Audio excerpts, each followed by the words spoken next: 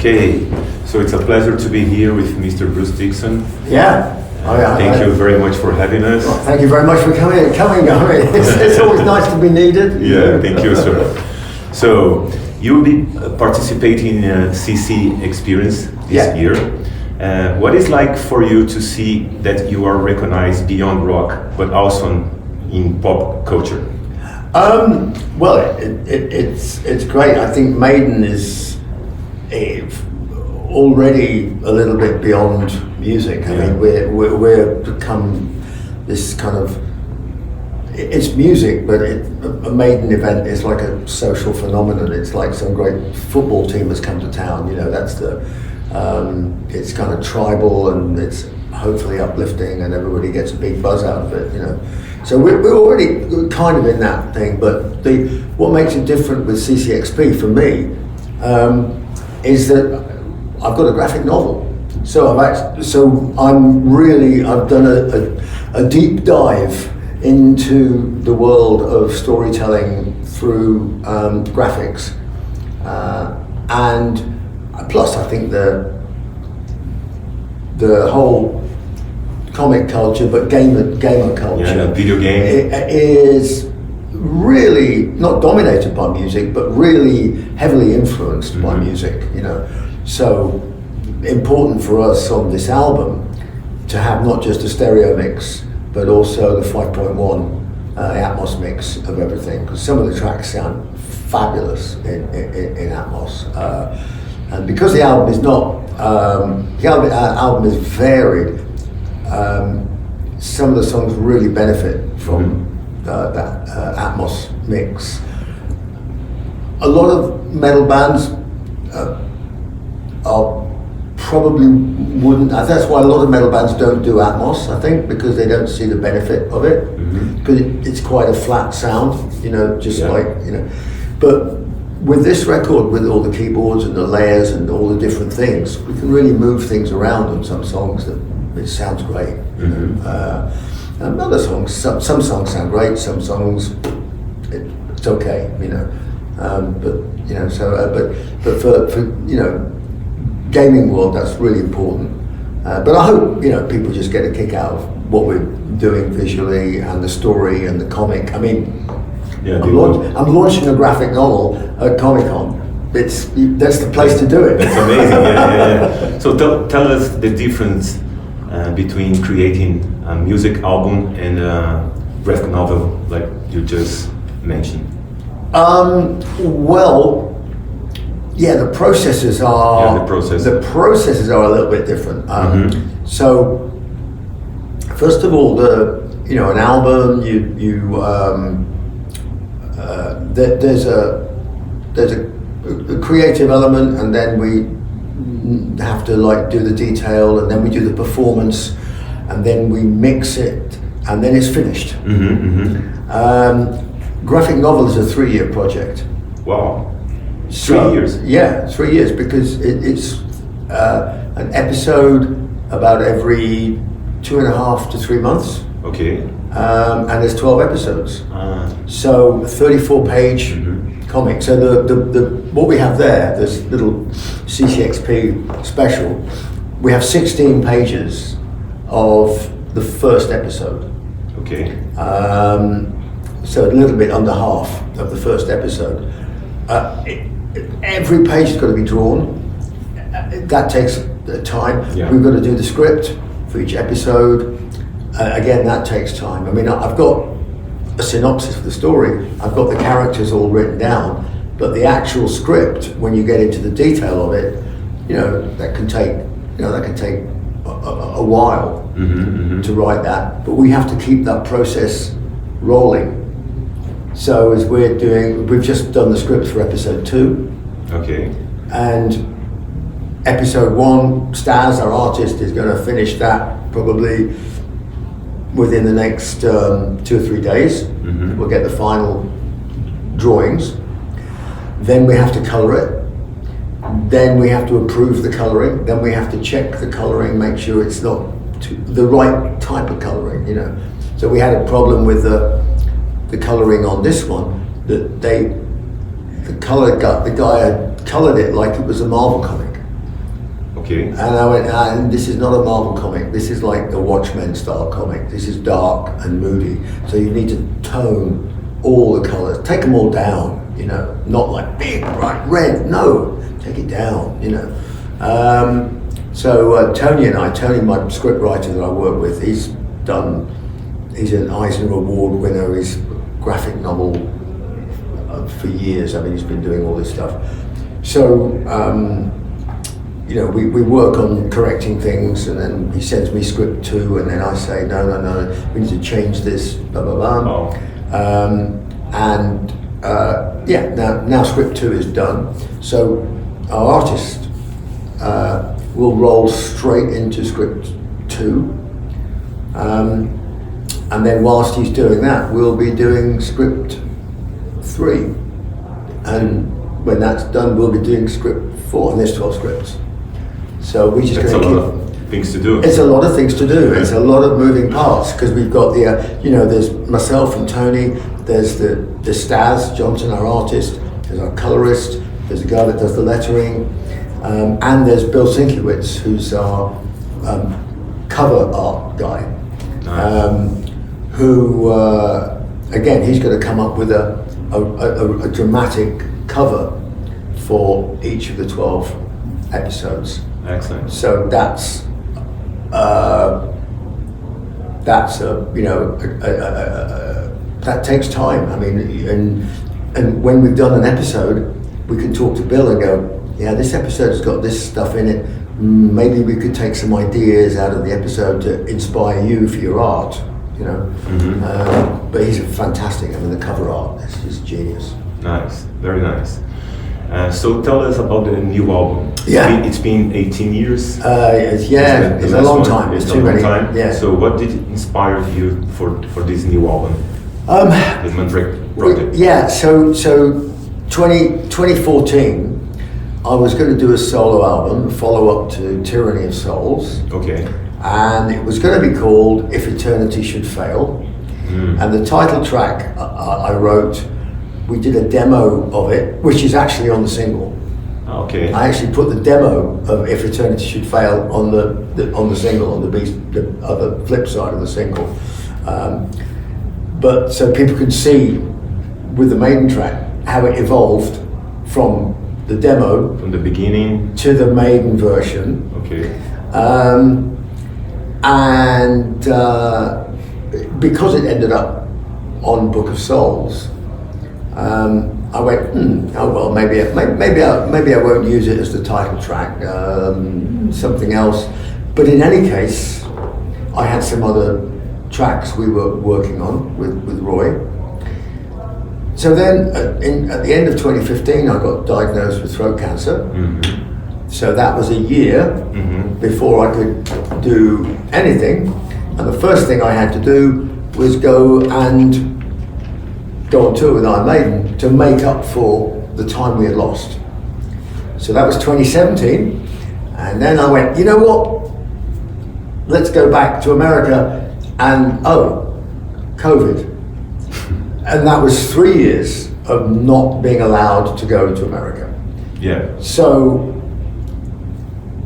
it was 5 years we lost more than 5 years. I lost 7 years of my life. You know, I believe everybody did. Doing that. So in the meantime, the idea of the graphic novel, it was originally, it's just going to be like one comic to do with the album, but the story had grown and changed, and so it became this 12 episode monster. And I was doing a little bit, I was running the ideas past a guy called Kurt Sutter, who wrote Sons of Anarchy and The Shield and stuff. I mean, he's amazing Hollywood writer. Amazing show. Yeah, amazing show. Well, Sons of Anarchy was the inspiration for the 4 bikers of the apocalypse in the video Writing on the Wall. Nice. So I wrote the script for that and was very involved in the production. And whilst I was doing it, I was Zooming with Kurt, and I ran the idea of the Mandrake Project past him. It wasn't called the Mandrake Project then. the album, we were doing this album and I had no idea what it was going to be called. Okay. And I had this story and I didn't know what to call the story. And I actually have no idea how I came up with the Mandrake Project. Somewhere I have a piece of paper and it's got some absolutely ridiculous ideas for the album title. I mean, I'm writing down this, what about calling it this, what about calling it this, what this, and just look at them all and go, which one feels right? And none of them felt right. Mm-hmm. And then I mean, Mandrake's such a great word, and actually, it has anybody done some Mandrake? The answer is no. I mean, I was amazed. There was a Deep Purple song, Mandrake Root. There's a French comic called Mandrake the Magician. And there was something called the Mandrake Project, but it was like a one-off, like drum and bass thing. And I thought, well, that's not going to be an issue. So the Mandrake Project. I thought that sounds really cool. Mm-hmm. So I thought, well, I could call the album and the comic the Mandrake Project, because I had the story, but now calling it the Mandrake Project, that went brilliant. How I can put that in there, and so that's how it evolved, little piece by piece by piece. So the album was like a continuation of what we had in 2014. Some of the songs were really quite fully formed. I mean, Shadow of the Gods was basically finished almost. Sonata, the last track on the record, Immortal Beloved, Sonata, Immortal Beloved, that is over 20 years old. And I'd even forgotten we'd done it. And it was just a demo. And one evening, Roy played me like a jam he'd done. He'd seen the movie Immortal Beloved with Gary Oldman about Beethoven. Mm-hmm. And he'd gone, you know what, I'm going to get a little tape loop of Moonlight Sonata and just play around with it and put some keyboards and put some guitars and make a little kind of ambient vibe. And he played it to me. He said, "What do you think about this?" You know, I went, "Oh, it sounds really trippy. I don't know what I'd sing over that. Let me have a go." So I went in. I had no words. I had no melody. I had no idea what I was going to sing, and I sang 80% of that song. Made it up on the spot. Lyrics, spoken word, everything. I was just free associating. Wow. And we went, oh, that's cool. And I forgot about it. And then Z gave me some stuff. He said, you remember, I've got a load of demos here. I found a few more. And that was on there. And so Liana, my wife, heard it. She went, what's that? I went, well, it's just some demo we did. She goes, it's amazing. I went, really? I said, don't you think it's a little bit trippy? Or she said, no, it's fantastic. You've got to have that on the record. Yeah. You should release it. So I went, okay, all right, you know. So we had to do a little bit of repair there was no second verse, because I sang the first verse and I was so like, wow, that sounds great. Oh, it's a chorus. I sang the chorus, I went, oh, that sounds brilliant. And then the second verse continued. I was like, oh no, what do I sing now? Oh, there's a chorus coming up. Yay! You know, and then I was back in the groove, you know. So we had to create the second verse, and we had to do a couple of little fix-ups, but by and large, it's 80% of that take is the first take and the only take, with nothing written down at all. You know, in fact, I had to listen to the song to write what the lyrics were. Oh, nice. Excellent. I didn't have them written down anywhere, you know, they were just there. Nice, thanks for sharing this process with us. Yeah. Amazing. Yeah. So tell us about Brazil. You've been here many times. Yeah. Is there a place in Brazil that you would like to go that you haven't been yet? And is there any kind of food that you like in Brazil? When you've been here so many any times, kind of. Let me put it this like way: I've not yet discovered any kind of food in Brazil that I don't like. Oh, cool. Is there a place that you haven't been yet? Oh my God, yes, of course. But I mean, this sort of place. I mean, I've been to, lots of the cities, but for concerts. But for concerts and things like that, So. To go to somewhere, to go and investigate nice. Brazil. Please come. Yeah, you're always welcome. Yeah, but if I do that, I'm not going to tell anybody. Yeah. Do it in secret, Nice. Yeah, but obviously we're coming in April for the tour, which is really exciting. Yeah. 'Cause, I did the little concerto thing, the Deep Purple thing. The concerto for group and orchestra in April, I think, wasn't it? Just did a few shows. But next April is going to be a big scary rock band. Roy coming out with me again playing stuff. So we're going to be doing obviously some songs off the new album, but basically a lot of the set is going to be from Accident to Birth. Chemical Wedding, nice. Some Tyranny of Souls, and because I think a lot of kids have got those records and they've never seen those songs live. And of course we're going to do Tears of the Dragon, but so it's, and I'm astonished actually at how many songs we cannot do that I would like to do. It's not going to be the only solo tour I do in Brazil. Please. But when we do another one, there's a whole bunch of other songs that we can change around in the set and things like that. So I might change a few songs in the set on this tour. So maybe we don't have to be like. Maiden, because with Maiden we play the same set because there's a big show and it's difficult, but we can change things around. We have the freedom to do that. So sometimes nice to do that. And I'm going to throw in a little curveball at the end of the show, which I think people will really love. Yes, for sure. Yeah. Well, last question.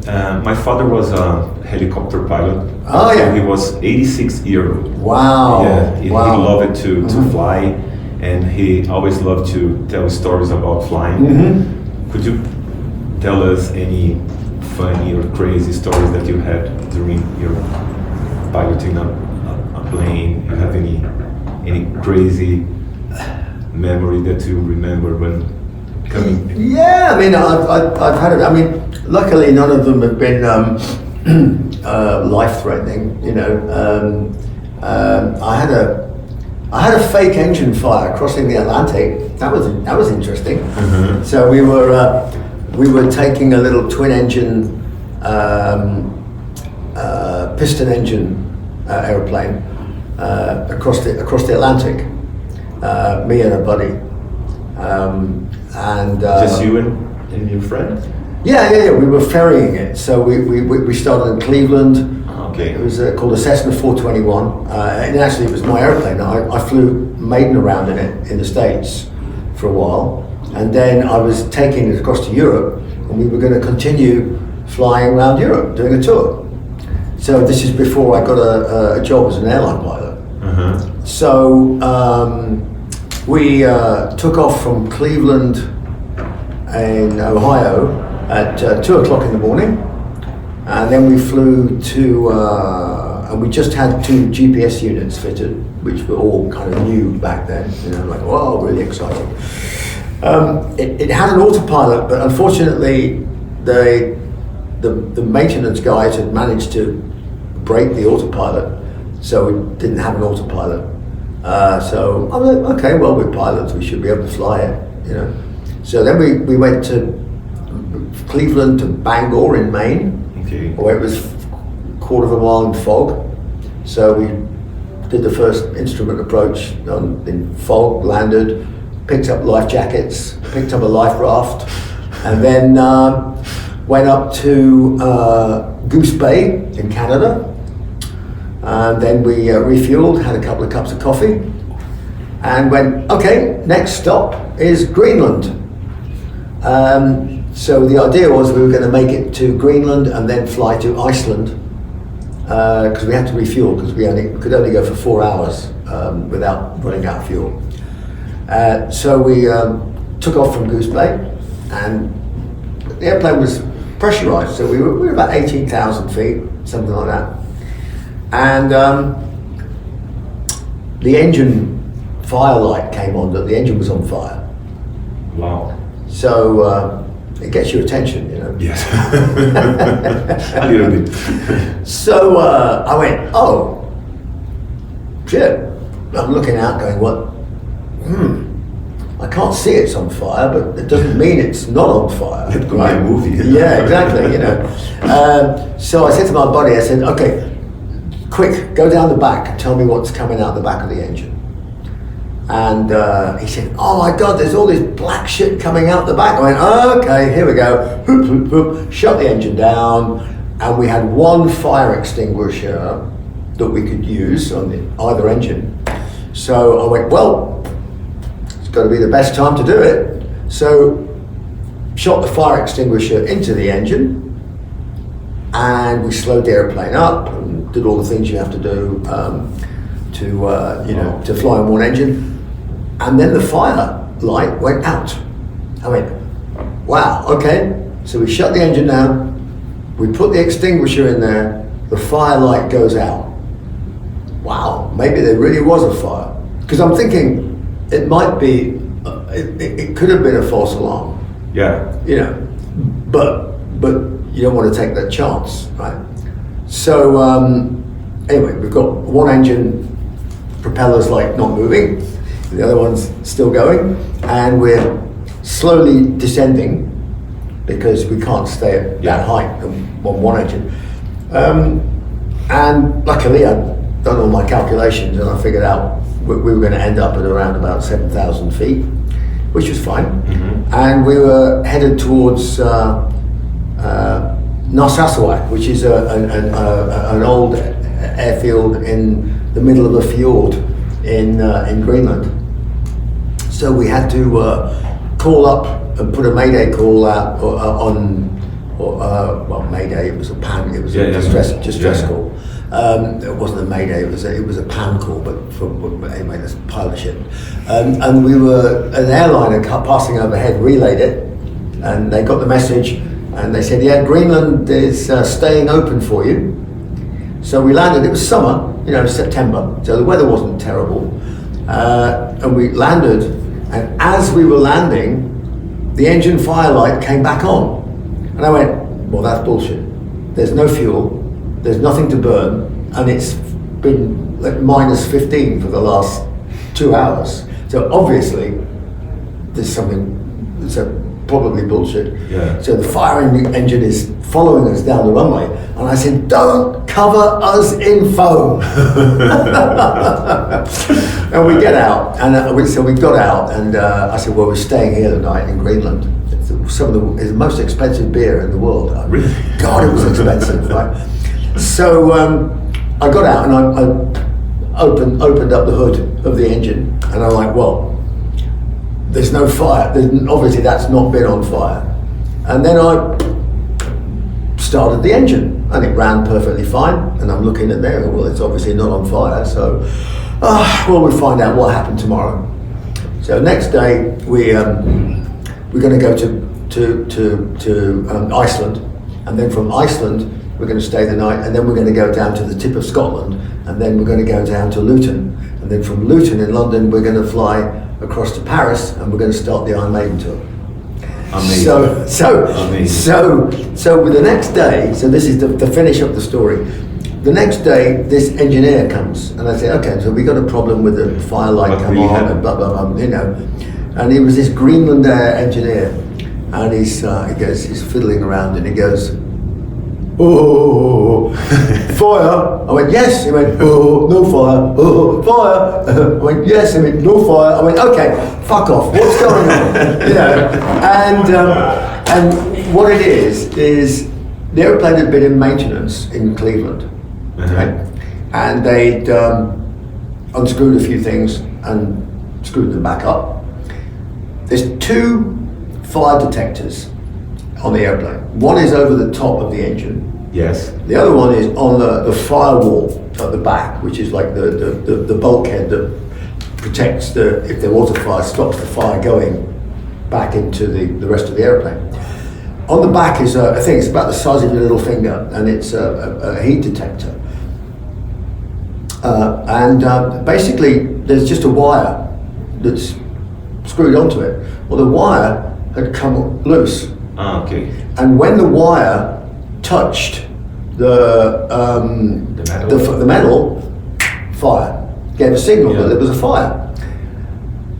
So the initial fire, there was no fire, it was a false alarm. But when we changed the airflow in the engine by flying on one engine, and the airflow was coming in at a weird angle, it lifted the wire away from the metal, and it stayed like that until we were finally coming into land, and they put it back on, and that was why there's always hence the engineers going fire,